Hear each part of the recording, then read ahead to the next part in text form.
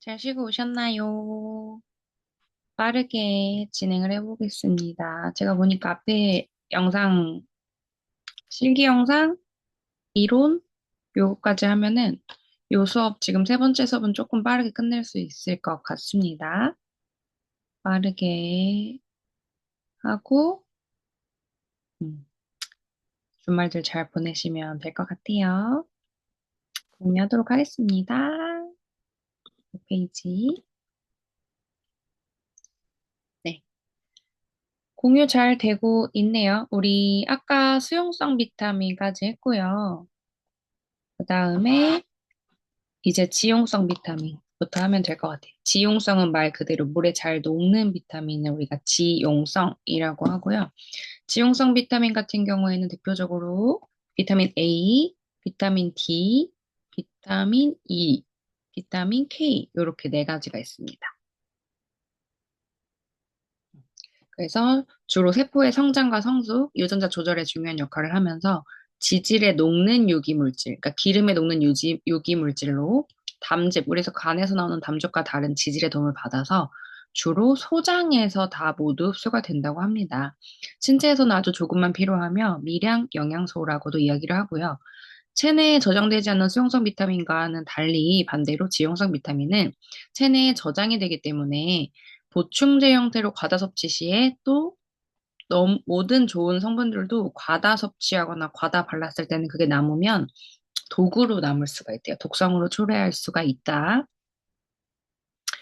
비타민 A는 세포 신호 전달에 관여하는 세포 분화의 성숙에 필요한 단백질 합성을 자극하고요. 비타민 A는 세포 분화의 성숙과 필요한 단백질을 만드는 유전자를 활성화를 한다. DNA, RNA, 요 세포 안에 들어있는 핵이 들어있고, 비타민 A는 단백질 합성을 도와주면서 성숙한 상피세포를 만드는데 도움을 준다고 합니다.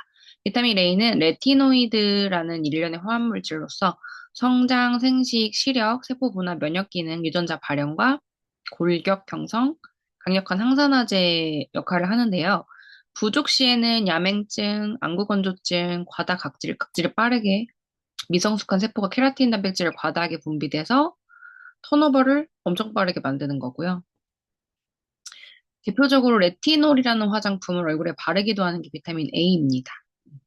비타민 A 같은 경우에는 노화 피부의 각질 턴오버와 여드름 피부 효과가 좋은 비타민 화장품으로 알려져 있어요. 그다음에 비타민 D, 대표적인 지용성 비타민. 비타민 D 캡슐로도 드셔보시고 엉덩이 주사 한번 맞아보셨나요? 저는 수술하면서 비타민 D 부족하다고 해서 엉덩이 주사를 3개월에 한 번씩 맞고 있는데 이게 지용성이라서 엉덩이에 들어갈 때도 아프고 맞고 나면은 거기 부위에만 뭉쳐 있어서 많이 문질러 줘야지 얘가 퍼진대요. 지용성이라서. 그래서 비타민 D가 지용성인 거를 다 그때 많이 알았고 비타민 D 같은 경우는 햇빛을 피부에 받으면 합성이 스스로 되는 비타민이긴 하지만 선크림을 바르지 않은 맨살을 햇빛에 30분, 10분에서 그래도 20분, 30분 정도는 노출을 해야지만 이게 합성이 되는데요. 한국인들은 그 정도 가지고는 굉장히 D가 부족하다고 합니다.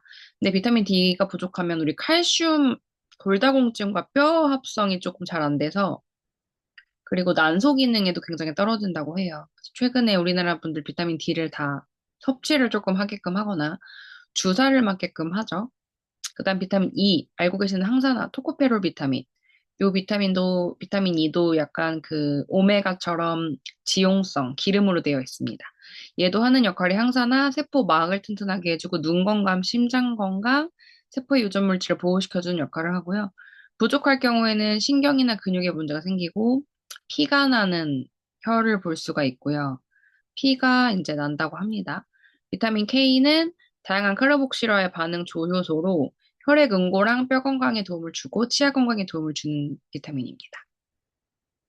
얘도 부족할 시에 과다 출혈하고 피가 멈추지 않는 부작용이 나타날 수 있고요.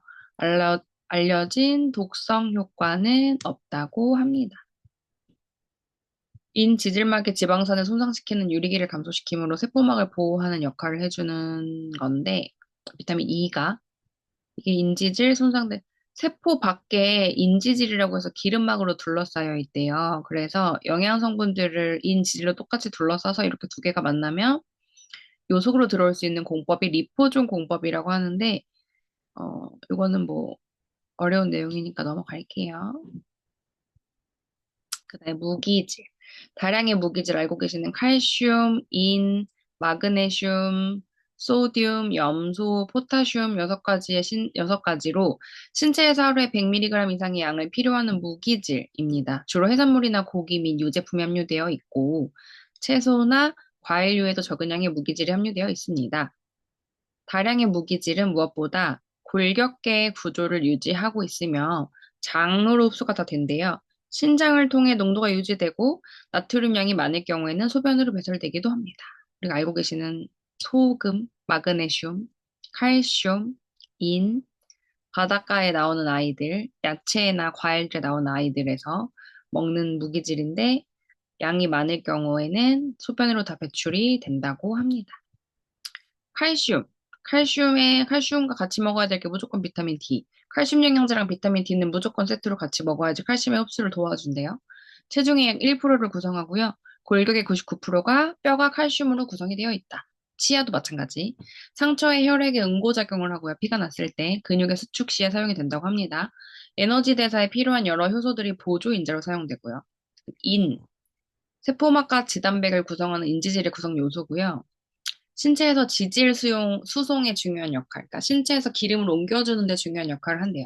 칼슘과 함께 뼈랑 치아를 튼튼하게 만들어주는 데 중요한 역할을 하고, 얘가 부족할 경우에는 식욕부진, 빈혈, 근육 약화, 뼈 발달에 지연이 있다고 합니다. 네, 마그네슘. 마그네슘 우리 요즘에 막 눈 떨리거나 잠 안 오면은 마그네슘 먹어야 된다고 이야기 많이 하죠. 그래서 최근에는 굉장히 많이 먹는 편이고, 마그네슘은 우리 생수에 많이 들어있고, 원래는 돌 같은 천연 돌에서 뚫어서 나오는 약수, 요런 데 많이 들어있다고 해요. 요 마그네슘은 뼈의 구조를 제공하고, 효소를 안정시키고 음이온을 증가시킨다고 합니다. 에너지 대사 및 DNA, RNA 대사에 관여를 하고요. 마그네슘이 부족할 경우 비정상적인 신경 기능과 근육 기능, 비정상적으로 눈이 떨리거나 심혈관 질환의 위험이 있다라고 보고가 되어 있는데요. 그 다음에 나트륨, 소금, 소디움, 염소, 체액의 균열, 삼투압, 이 피의 끈적끈적한 농도를 조절을 하고요. 우리 뇌에서 어디가 뭐 열 조절, 체온 조절, 교감신경, 떨리는 거, 땀나는 거, 흥분하는 거, 화나는 거, 이런 것들을 조절해주는 교감신경 조절을 해주고, 신경기능, 근육 수축에 중요한 역할을 한다고 합니다. 나트륨이 부족할 경우에는 메스껍고 어지럽고 근육 경련이 일어난다고 해요. 서 있는데 갑자기 이명이 아니라 막 어지러운 경우. 누우면 괜찮은데 일어나면 이런 게 신경 조절, 교감신경에 관계가 있는 거라서 그렇게 급성으로 아프실 때는 이게 나트륨, 그러니까 수액 맞는 거죠. 링겔에 있는 포도당 또는 나트륨, 마그네슘 이런 거 넣어가지고 즉각적으로 맞으면 조금 괜찮아진다고 해요. 그러니까 몸속에 이 소금 농도도 혈액이랑 잘 맞지 않으면 어지럼이나 메스꺼움을 유발할 수 있다고 합니다. 칼슘이랑 다른 칼륨, 세포 내액에서 가장 풍부한 양이온의 혈압을 낮추고요. 근육의 기능, 신경 기능, 에너지 대사에 중요한 역할을 합니다. 부족할 경우에는 설사, 구토, 근육이 안 만들어지고 근육이 마비나 경련이 일어날 수 있고요. 변비와 혈압 저하 기능을 나타낸다고 합니다. 그다음에 미량의 무기질. 신체에서 적응량만 필요하면 미량 혹은 소량의 무기질이라고 하고 밥 먹을 때부터 식사로 인해서 공급을 받아야 하는데 필수 영양소라고 하고 신체에서는 철, 구리, 요오드, 셀레늄, 크롬, 망간, 몰리브텐, 아연과 같이 8가지의 무기질이 필요하고요. 미량의 무기질은 주로 소장에서 흡수되고 혈액을 통해 간으로 유입이 된다고 합니다. 과량 섭취 시에는 요오드와 셀레늄은 소변으로 배출이 되고 구리와 망간은 간에서 담즙의 구성 성분으로 되어서 변으로 배출이 됩니다. 철, 우리 알고 계시는 철은 우리 쇠만 난다고 하죠, 피에서. 혈액의 산소와 이산화탄소를 운반하는 헤모글로빈을 운반하는 역할을 하고, 세포의 에너지 대사와 영아와 어린이의 인지 기능 발달, 지능, 임신 결과 등 영향을 주는 굉장히 중요한 역할, 머리, 뇌의 기능 발달에 도움을 주고요.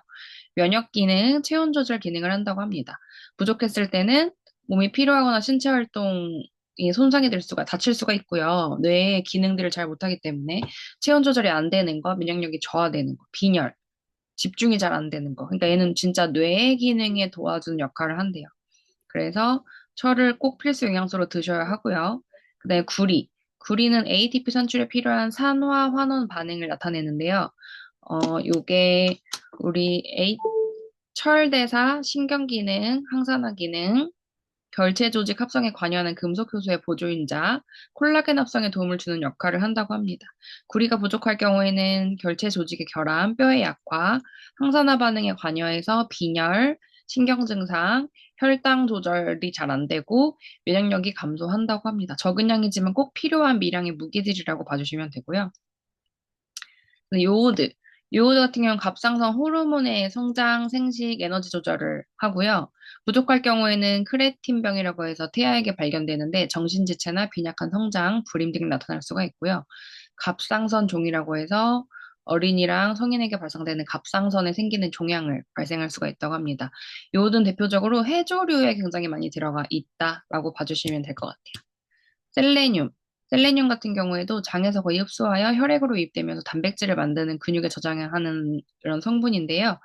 셀레늄의 농도는 소변량으로 조절이 가능하고 암 예방을 해주면서 독소와 유리기로부터 신체를 보호해주는 역할을 한대요. 노화를 지연시키면서 면역력을 증강시키는 최근에 떠오르고 있는 늙지 않는 슈퍼푸드라고 봐주시면 되고 이게 대표적으로 많이 들어있는 견과류, 해산물, 마늘, 말린 콩에 들어가 있다고 합니다.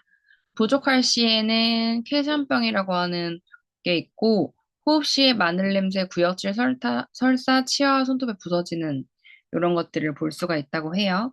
근데 크롬, 망간도 이제 필수 우리 소량의 미네랄 성분들인데 포도당과 항상성 인슐린 기능에 필요한 역할을 하고 인슐린의 기능을 조절을 한다고 합니다. 그리고 근육을 증가시키고 지방을 감소시키는 역할을 하고요. 부족 시에는 혈당을 증가시켜서 혈당 스파이크를 만들고 인슐린 감수성을 저하해서 인슐린 기능을 잘 못하게끔 만들어주는 역할을 하고 체중이 빠진다고 합니다. 망간. 망간은 체내에 많은 금속 효소의 보조인자로 여분의 망간은 간으로 유입되어 담즙으로 들어간 후에 변으로 배출이 된다고 하는데요. 이게 항산화 역할을 한다고 합니다. 그래서 세포를 보호하는 슈퍼옥사이드 디스뮤타아제, 과산화물의 불균등 효소고 보조인자로 작용을 하고요.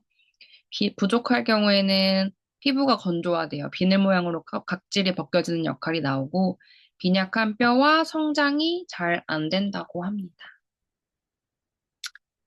그리고 물리부등, 이거는 저도 처음 들어보는 건데, 여러 가지 중요한 금속 요소인 보조자로 사용이 된대요.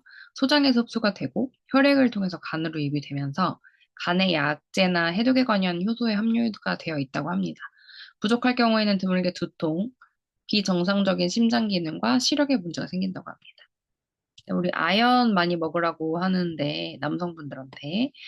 대표적으로 성장, 생식, 면역, 단백질 합성에 필요한 역할을 하고요. 강력한 항산화제로 세포막을 안정화시키는 역할을 한다고 합니다. 부족할 경우에는 식욕 감퇴, 피부가 자극될 수 있고 설사, 성적 성숙의 지연이 된다고 합니다. 이게 무슨 얘기냐면은 정자 생성이 제대로 생성이 되지 않아서 미성숙된 정자라든지 기능을 가지지 못하는 정자 기능들이 떨어진다고 해요.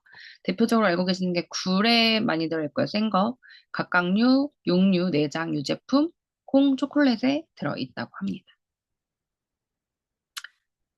갑상선에 의한 요오드 유입은 우리가 갑상선, 갑상샘이라고도 하는데요. 기관지 쪽에 이렇게 분포가 되어 있는데 혈액 요오드 농도를 감소를 해서요. 뇌하수체가 여기 붙어 있거든요. 뇌하수체가 갑상선 자극 호르몬인 TSH를 방출하라고 신호를 보내요. 그랬을 때 TSH가 갑상선에 있는 요오드 유입을 증가시켜서 갑상선 호르몬 T3와 T4를 생성하게 됩니다.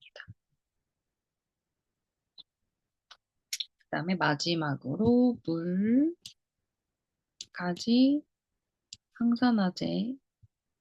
물까지 물까지 하면 될 것 같습니다. 아까 제가 계속 우리 몸의 80%에서 70% 이상을 차지하는 게 물이고요.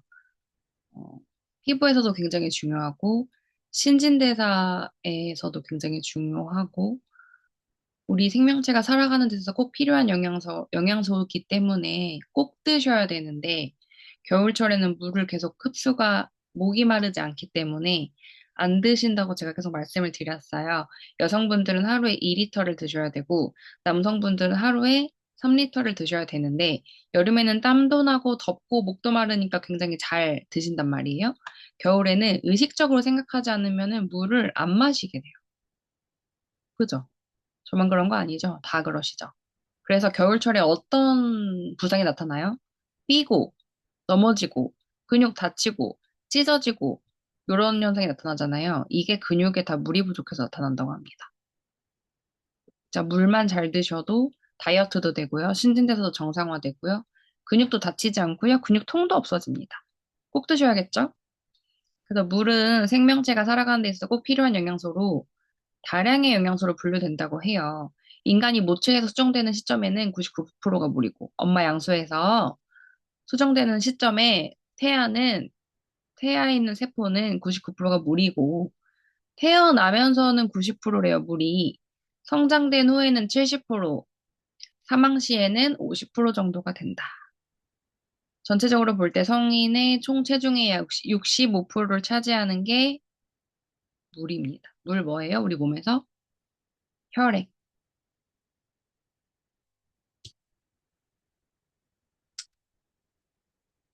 물은 세포의 안과 밖에, 세포의 안에도 있고요. 세포의 바깥에도 존재하고요. 세포막을 통과하는 이동인 삼투압에 의해서 체액, 피죠?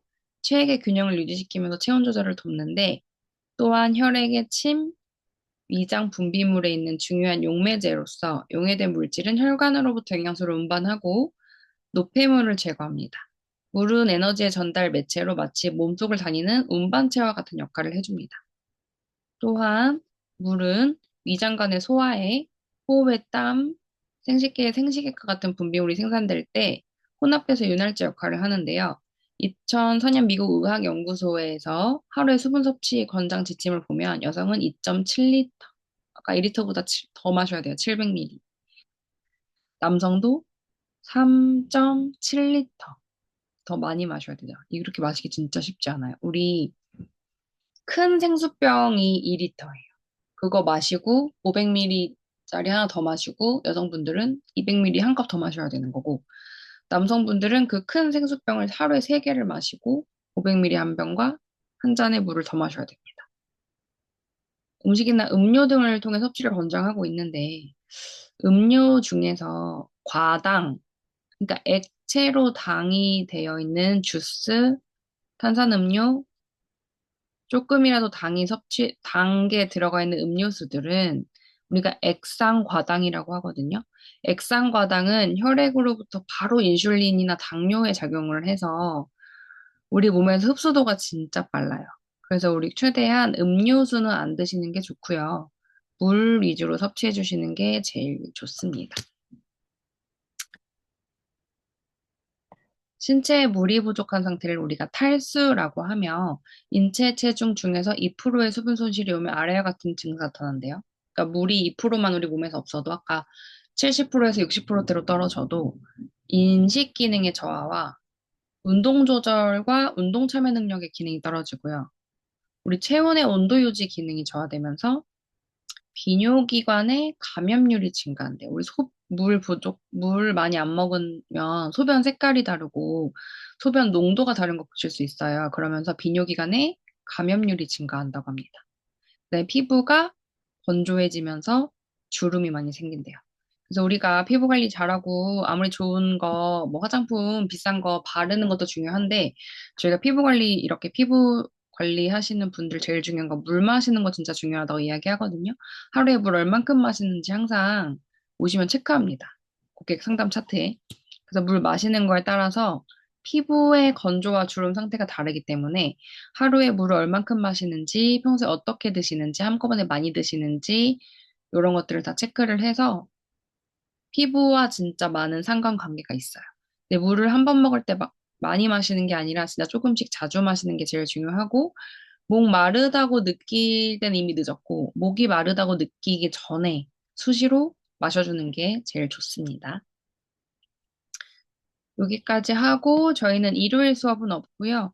월요일 수업에 만나면 될 것 같습니다. 제가 월요일 날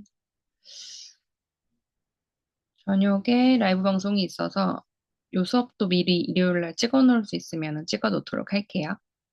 그러면 다음 수업 시간에 만나요.